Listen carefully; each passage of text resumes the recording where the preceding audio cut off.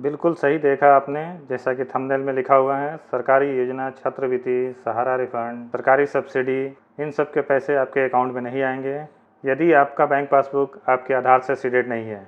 तो ऐसे में सवाल ये उठता है कि हम कैसे पता करें कि हमारा बैंक पासबुक हमारे आधार से सीडेड है कि नहीं। कई बार ऐसा होता है कि एक ही शख्स के कई सारे बैंक अकाउंट होते हैं, लेकिन सरकार के नियम के हिसाब से एक समय पे कोई एक ही बैंक खाता आपके आधार से सीडेड हो सकता है और उसी खाते में आपकी छात्रवृत्ति की राशि, सहारा रिफंड, सरकारी सब्सिडी जो मिलती है आपको, और भी सरकारी योजनाओं के पैसे जो होते हैं वो उसी अकाउंट में भेजे जाते हैं जो अकाउंट उस समय आपके आधार से सीडेड होता है।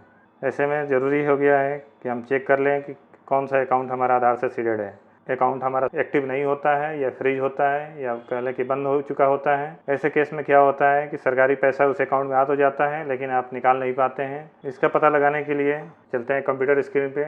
यहाँ पे गूगल में सर्च करेंगे SSUPUIDI। सबसे पहला ये ऑप्शन आ रहा है myAadharUIDI.gov.in। इस पर क्लिक करेंगे। यहाँ पे एक लॉगिन का ऑप्शन आ रहा है, क्लिक करेंगे यहाँ पे।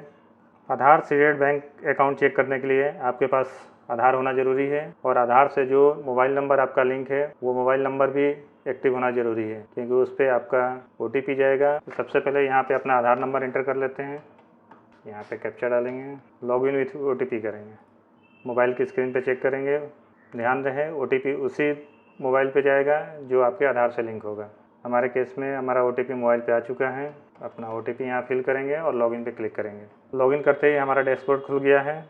यहाँ पे थोड़ा नीचे आएंगे, दूसरे कॉलम में यहाँ पे एक ऑप्शन आ रहा है बैंक सीडिंग स्टेटस। यहाँ पे आपको क्लिक करना है।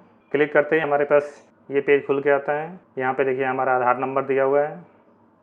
इसके नीचे हमारा जो बैंक आधार से सीडेड है उसका नाम यहाँ पे लिख के आ रहा है। जैसे हमारे आधार से यूनियन बैंक ऑफ इंडिया ये लिंक है, इसका नाम यहाँ पे लिख के आ गया है। बैंक सीडिंग स्टेटस यहाँ पे एक्टिव आ रहा है, ग्रीन टिक है। हमारा जो यूनियन बैंक का अकाउंट है हमारे आधार से लिंक है और वह फ़िलहाल एक्टिव है, और इसके कब से एक्टिव है ये भी डेट आ रही है यहाँ पे।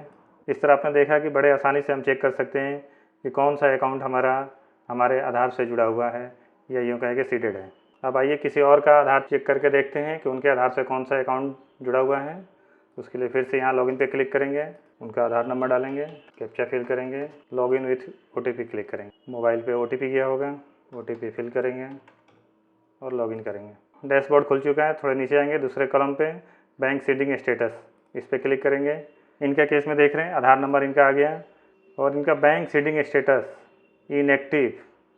ध्यान दीजिए, इनका कोई भी बैंक पासबुक इनके आधार से सीडेड नहीं है। स्पष्ट रूप से यहाँ पे लिख के आ रहा है बैंक सीडिंग स्टेटस इनएक्टिव। यानी अगर इस तरह की शख्स कोई अपने स्कॉलरशिप वगैरह या सहारा इंडिया जो भी कह लें सरकारी सब्सिडी, सरकारी योजनाओं के पैसों के लिए अप्लाई करते हैं तो इनको दिक्कत आ सकती है, क्योंकि इनका कोई भी बैंक अकाउंट इनके आधार से सीडेड नहीं है। ऐसे केस में जिनके भी स्टेटस में इस तरह का इनएक्टिव दिखा रहा है वो अपने बैंक जाके बैंक आधार सीडिंग का एक फॉर्म आता है, फॉर्म को फिल करेंगे, बैंक में जमा करेंगे और अपने बैंक से अपना आधार कार्ड सीडेड करवा लेंगे, ताकि भविष्य में किसी भी तरह की कठिनाई या समस्याओं से आप बच सकें।